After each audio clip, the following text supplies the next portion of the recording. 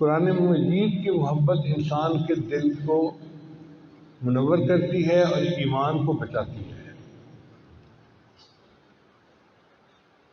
چنانچہ ایک پاکستانی مسلمان کا واقعہ میں نے کتاب میں بھی لکھا ہے کہ وہ امریکہ میں انجینئر کی جاب کرتا تھا اور دفتر میں اس کے ساتھ ایک امریکن لڑکی بھی جاب کرتی تھی۔ اب لڑکی کافی حور پری قسم کی چیز تھی تو لڑکا اس کے ساتھ متعلق ہو گیا، ایسا عاشق ہوا کہ اس کا دل چاہتا تھا کہ جو مرضی ہو میں نے شادی اسی سے کرنی ہے۔ ایک دن موقع پا کے اس نے لڑکی کو کہہ دیا کہ میں تم سے شادی کرنا چاہتا ہوں۔ اس نے کہا کہ میں اپنے والدین سے بات کروں گی۔ اس کے والدین پکے عیسائی تھے۔ ان کا یہ کیسے ہو سکتا ہے کہ ایک پاکستانی ہو اور مسلمان ہو اور ہماری بیٹی کی اس سے شادی ہو جائے؟ تو لڑکی نے کہا جی کہ میرے والدین تو تیار نہیں ہیں۔ لڑکے نے کہا بھائی جو شرط رکھیں گے میں قبول کروں گا، میں نے ہر حال میں شادی کرنی ہے۔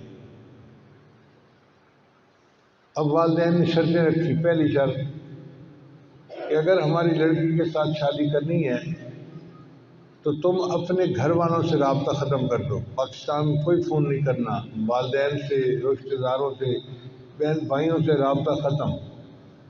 اس نے شرط مان لی۔ دوسری بات کہ تم جس ایریے میں رہتے ہو وہاں سے مکان چھوڑ کر تم ہمارے گھر کے قریب مکان لو گے۔ اس نے یہ شرط بھی مان لی۔ پھر تیسری شرط کہ ہم عیسائی لوگ ہیں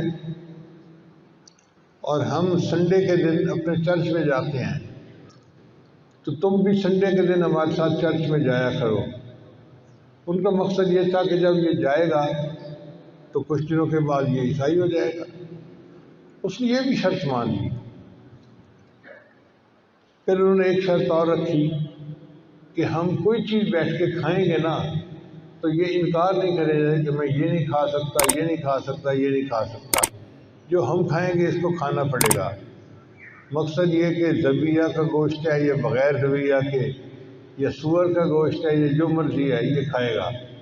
لڑکے نے یہ بھی بات مان لی۔ آپ یوں سمجھیں کہ لڑکے نے اس کی خاطر ہر بات کو قبول کر لیا۔ تو ماں باپ کہنے لگے ٹھیک ہے، اگر یہ اپنا دین چھوڑ کے ہماری طرح بننا چاہتا ہے تو ہم بیٹی کی شادی کر دیں گے۔ لو جی شادی ہو گئی، اور شادی کے بعد وہ پاکستانی لڑکا اچانک ہی غائب ہو گیا۔ نہ دوستوں کو پتہ کہاں گیا ہے، نہ ماں باپ کو پتہ، کسی سے رابطہ ہی نہیں۔ اس نے جاب چھوڑ کے کوئی دوسری جگہ جاب لے لی اور ایک شہر سے دوسرے شہر منتقل ہو گیا۔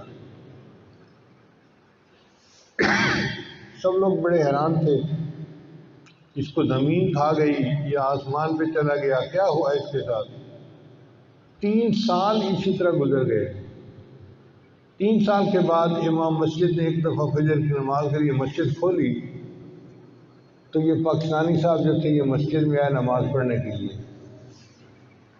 تو امام صاحب نے نماز کے بعد اس کو اپنے کمرے میں بلایا کہ بھئی آؤ بیٹھو، ایک کپ چائے کا پی لو۔ پتہ نہیں کہاں چلے گئے تھے، ملے ہی نہیں اتنے عرصے کے بعد۔ تو یہ نماز کے بعد ان کے کمرے میں آیا اور پھر سے اپنی سٹوری سنائی۔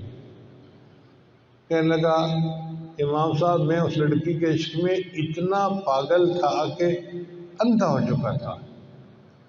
ماں باپ کو چھوڑ دیا، بہن بھائیوں کو چھوڑ دیا، اپنے ملک کو چھوڑ دیا، اپنی کمیونٹی کو چھوڑ دیا، مسلمانوں کی مسجد کی نمازوں کو چھوڑ دیا، ہر چیز کو چھوڑ دیا اور انہی کے رنگ میں رنگ گیا۔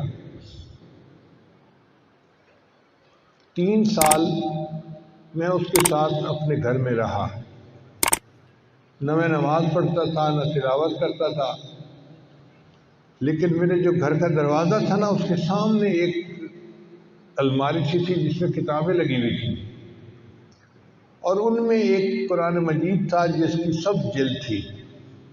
تو آتے جاتے میں اس قرآن کو محبت کی نظر سے دیکھتا تھا اور اپنے دل میں نادم شرمندہ ہوتا تھا، یا اللہ تیرا قرآن سچا ہے اور میں گندا ہوں اور میں اپنے نفس کی خواہش کے پیچھے اس لڑکی کے ساتھ تعلق جوڑ بیٹھا ہوں، تو مجھے معاف کر دیں۔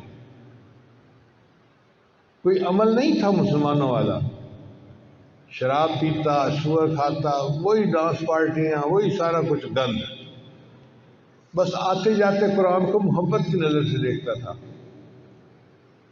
کہنے لگا ایک دن میں گھر آیا تو میں نے دیکھا کہ قرآن مجید اپنی جگہ پہ پڑا ہوا نہیں تھا، تو میں نے بیوی سے پوچھا کہ ایک سبز کتاب یہاں تھی، وہ کہاں گئی؟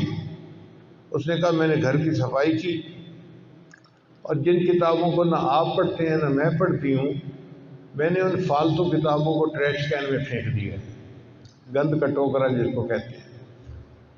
کہنے لگا جیسے ہی میں نے سنا تو میں تو فوراً بھاگا باہر کی طرف، اور جو ٹریش کین پڑا ہوا تھا اس میں نے وہ کتاب نکالی، اور میں اس کو چوم رہا ہوں اور میں اللہ سے معافی مانگ رہا ہوں کہ یا اللہ یہ تیرا کلام تھا، تیری کتاب تھی، ہم نے اتنی گستاخی کی کہ اس کو ردی کی ٹوکری میں پھینک دیا۔ میں اس کو لے آیا اور گھر آ کے رکھا، تو بیوی مجھ سے پوچھنے لگی کہ تم یہ کیا جذباتی کام کر رہے ہو؟ تب میں نے اسے بتایا کہ یہ تو اللہ کا قرآن ہے اور میں محبت کی نظر سے اس کو دیکھتا تھا۔ اس نے کہا اچھا تمہارے اندر سے مسلمانوں والے جراثیم بھی ختم نہیں ہوئے؟ میں جا کے اپنے گھر والوں کو بتاتی ہوں۔ وہ بریف کیس اٹھا کے اپنے ماں باپ کو بتانے چلی گئی، اور میں مسجد میں نماز پڑھنے کے لیے اپنے رب کو منانے کے لیے آ گیا۔ قرآن مجید کی محبت نے اس کے ایمان کو بچا دیا، وہ لوٹ آیا اپنی اصل کی طرف۔